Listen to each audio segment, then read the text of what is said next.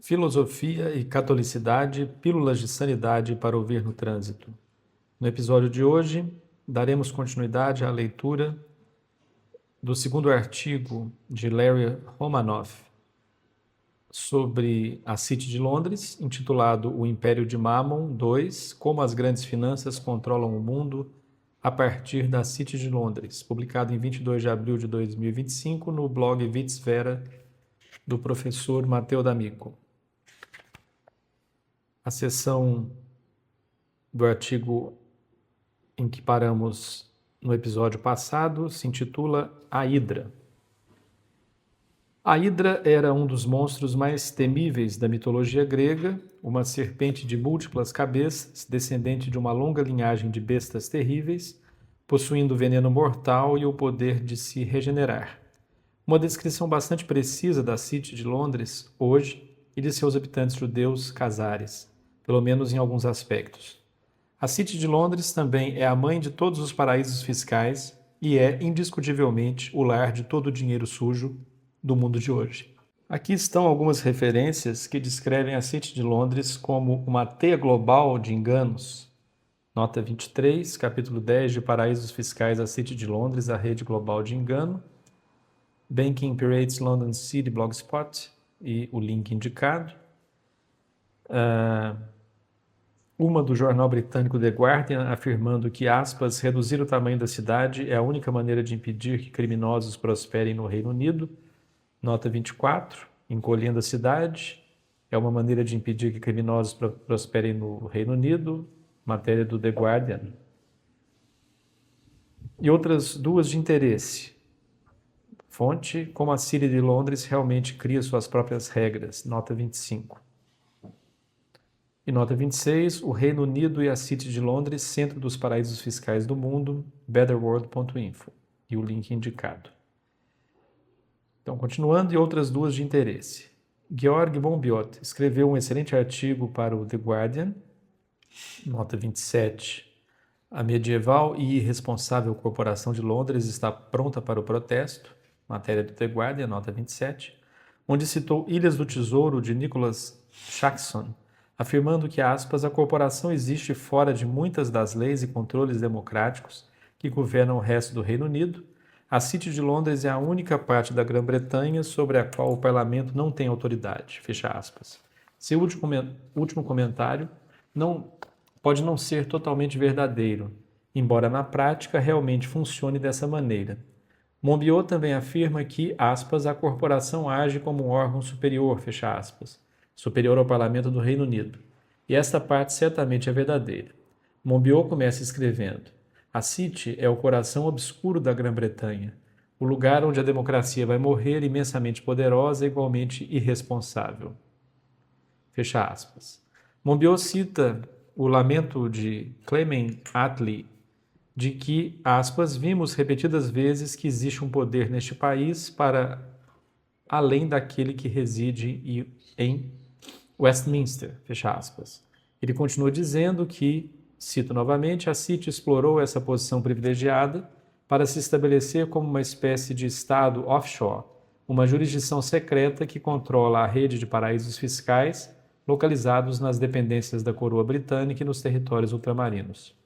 Esse estado autônomo, dentro de nossas fronteiras, é capaz de lavar o dinheiro ilícito de oligarcas, cleptocratas, gangsters e barões da droga, fecha aspas. Tudo isso é muito verdade e o poder dos judeus dentro da City tornou impossível qualquer regulamentação eficaz das finanças globais, com empresas americanas como a AIG e o Lehman Brothers simplesmente se mudando para a City de Londres para realizar suas maquinações criminosas fora do balanço patrimonial que levaram tantas empresas à falência. Empresas americanas e de outros países frequentemente usaram os serviços da City para burlar as leis financeiras de seus governos. A City era, na realidade, uma vasta organização criminosa administrada por gangsters.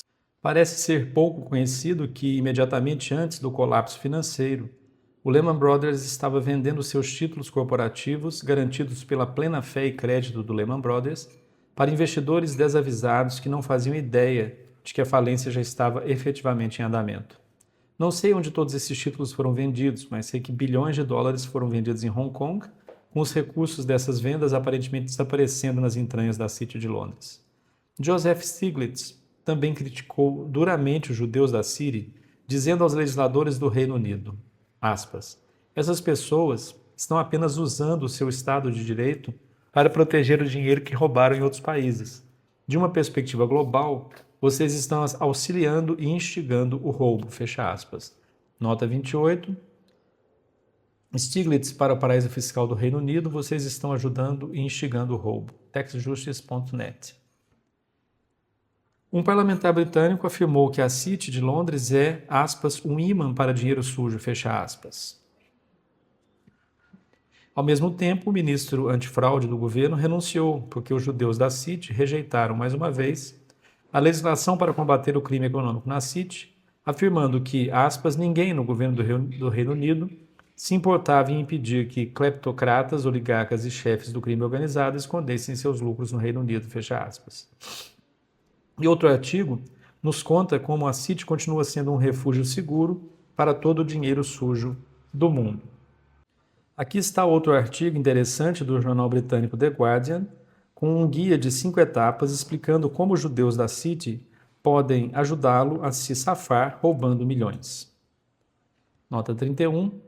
Como a Grã-Bretanha pode ajudá-lo a escapar de roubar milhões, um guia de 5 etapas. The Guardian, nota 31, indicação do link.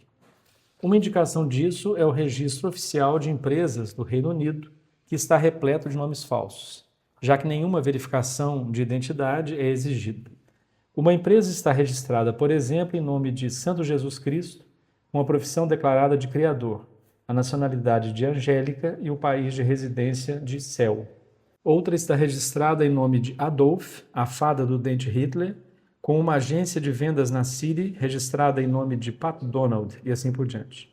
O governo britânico alega não ter recursos para controlar o registro de empresas, mas na verdade permite-o porque serve bem aos propósitos dos gangsters da City. Nota 32, fonte dessas informações. Reino Unido pode abandonar planos para impedir que fraudadores usem nomes falsos para administrar empresas. www.opendemocracy.net e o link indicado. Foi proposta uma lei para o controlar, mas os judeus da City conseguiram aboli-la. Um artigo da Eurasia Review chamou a City de Londres de um paraíso para parasitas ou o melhor santuário criminoso que o dinheiro pode comprar. Londres tornou-se o centro do capital financeiro global através da colaboração ativa em grande escala e a longo prazo com cartéis de tráfico de drogas, armas, seres humanos e exploração sexual que movimentam milhares de milhões de dólares. Os judeus da City são especializados em lavar dinheiro sujo de chefões do narcotráfico mexicano, colombiano, peruano, russo, polonês, tcheco e nigeriano. Traficantes de mulheres têm seus banqueiros particulares em bancos prestigiosos da City. Cleptocratas, bilionários, sonegadores de impostos de longa data, fugindo de sua pátria saqueada. Ele continua dizendo que os rapazes da City acolhem todo gangster oligarca. Ele prossegue dizendo, o Santuário de Londres, para os saqueadores e parasitas mais ricos do mundo, oferece serviços sem precedentes, particularmente proteção contra extradição e processo no local de seus crimes. Hoje em dia, a City de Londres é um anacronismo da pior espécie. A corporação, que administra a City como um mini-estado de partido único, é uma rede irremediavelmente reconstituída de velhos, cuja pompa medieval esconde o verdadeiro poder e riqueza que exerce.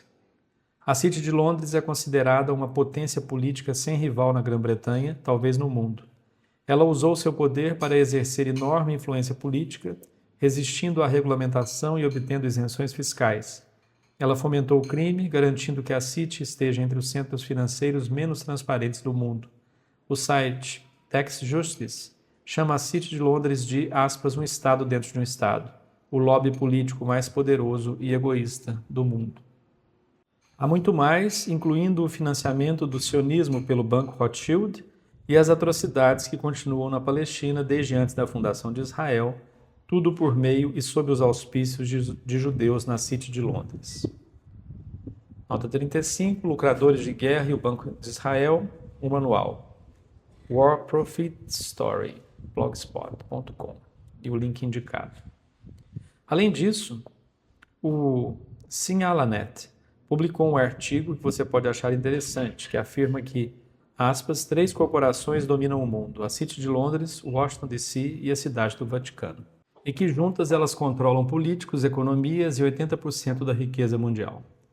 Próxima sessão, o rei da Inglaterra encontra seu mestre. Os norte-americanos raramente prestam muita atenção aos detalhes das notícias no Reino Unido e podem não estar cientes das recorrentes e efêmeras campanhas midiáticas sobre o tema "A monarquia deveria ser abolida?". Elas geralmente surgem repentinamente, sem aviso prévio ou causa aparente, listando todos os problemas de sempre. A monarquia é um anacronismo, a família real britânica um apêndice inútil do governo, um gasto desnecessário e assim por diante. Elas desaparecem tão repentinamente quanto surgiram, com toda a mídia britânica silenciando seus concidadãos simultaneamente. Essas pequenas campanhas não são aleatórias, são lembretes, ou em alguns casos, avisos, dos figurões que controlam a City de Londres, que têm o poder de incitar um frenesi entre o público britânico à vontade e também a influência para apresentar e aprovar no parlamento uma votação que efetivamente dissolveria a monarquia. Isso deixaria o rei e todos os seus príncipes não destituídos ou sem teto, mas sozinhos, marginalizados e desempregados. Observe a foto do então príncipe Charles e Evelyn de Rothschild, com Rothschild dando um soco presunçoso no peito de Charles. É um gesto muito agressivo e não algo que se faria a um superior. Consegue imaginar se aproximando do seu chefe ou do presidente do conselho, cutucando-o no peito e dizendo: "Tenho algo para lhe dizer"? Absolutamente não. Só faríamos isso a uma pessoa claramente inferior, alguém que estivéssemos intimidando, tratando quase com desprezo. O gesto não serve apenas para enfatizar um ponto, mas é uma espécie de ameaça, como um policial dando uma ordem. Pela foto, a relação entre esses dois homens é bastante clara. Não podemos saber sobre o que foi a conversa, mas Rothschild está essencialmente dizendo a Charles: "As coisas são assim e você não precisa gostar disso". Mas por que Rothschild não teria cutucado aquele pirralho? Charles não é nada para ele, apenas um incômodo conveniente, uma espécie de escudo público, mas nada mais. Rothschild possui uma riqueza que Charles mal consegue imaginar, e um poder que supera em muito o de Charles, incluindo seu poder sobre o parlamento e a opinião pública no Reino Unido. Ambos sabem que Rothschild poderia destronar o rei a qualquer momento e que Charles, como membro da família real, existe apenas por discrição dos judeus. Charles, o suposto rei da Inglaterra, não pode sequer entrar na casa ou no local de trabalho de Rothschild sem um convite específico. Quanta submissão alguém pode ter? São os vários Rothschilds, Sebag, Montefiores e outros como eles que são considerados a verdadeira nobreza da Inglaterra, enquanto Charles, Andrew e Edward são meras caricaturas. Quem é o dono da cidade? Bem, a entidade é descrita como The Corporation of the City of London, mas como é uma empresa privada, não temos uma lista de acionistas. Me disseram que há 13 famílias judias centrais para essa empresa, a primeira das quais é a família Rothschild. A City pode funcionar como uma corporação em alguns aspectos, mas poderia ser descrita com mais precisão como uma típica família do crime organizado que preside seu próprio mini-estado e opera com impunidade praticamente absoluta em todo o mundo. Essa impunidade deriva principalmente de seu poder financeiro, mas secundariamente do poder político e da influência que esse poder financeiro exerce. Certamente, não é segredo que governos nacionais como o dos Estados Unidos, Reino Unido, França, Itália, Alemanha, Holanda, Canadá e outros foram fundamental e essencialmente controlados por judeus, com esse controle emanando da City de Londres. Quando consideramos Jeffrey Epstein e sua rede de prostituição, que prosperou por décadas, é razoável supor que a City de Londres tenha sido a fonte de seu planejamento e financiamento. A operação de Epstein era certamente judaica e de alcance global, e não há outra organização no mundo com interesse em controlar os políticos de todas as nações, pelo menos não por meios tão sórdidos. Se considerarmos a mídia global, que é em grande parte cada vez mais de propriedade judaica e vital para a propaganda que controla a narrativa padrão, é razoável supor que o crescente controle da mídia provenha principalmente dessa mesma fonte. Isso explicaria claramente o desenvolvimento das mídias sociais e da internet, quase ditando a necessidade da criação de um Google, um Facebook, uma Wikipedia, um Instagram, um Telegraph e a tomada do Twitter. Há algo mais aqui que tem a ver com agências de inteligência, principalmente a CIA e o Mossad, embora o MI5 quase certamente se enquadre nessa categoria. Tem uma cópia de um documento divulgado pela CIA mediante um pedido de acesso à informação. Não é um documento da CIA e não está claro por que estaria em posse da CIA. O documento não foi editado, mas o autor original não foi identificado. O ponto principal desse documento é a existência de um grupo dentro da CIA que opera de forma independente, sob os auspícios e a autoridade da CIA, mas com seus próprios objetivos e metas separado do resto da organização. O documento é irritantemente vago em detalhes precisos, mas a implicação é que esse grupo não responde a nenhuma parte da CIA e que suas atividades podem nem mesmo ser conhecidas pelo principal executivo da CIA. Eu já havia lido ou ouvido rumores sobre um grupo assim, mas esta foi a primeira evidência documentada de sua existência. Edward Snowden também se referiu a isso em um artigo intitulado, aspas, "A CIA não é sua amiga", fecha aspas. Ele escreveu que após a criação da CIA, aspas, em um ano, a agência recém-criada já havia abandonado seu papel de coleta e análise de informações para estabelecer uma divisão de operações secretas. Em uma década, a CIA estava dirigindo a cobertura de organizações de notícias americanas, derrubando governos democraticamente eleitos, às vezes simplesmente para favorecer uma corporação favorita, criando organizações de propaganda para manipular a opinião pública, lançando uma longa série de experimentos de controle mental em sujeitos humanos, desavisados e interferindo em eleições estrangeiras, fecha aspas.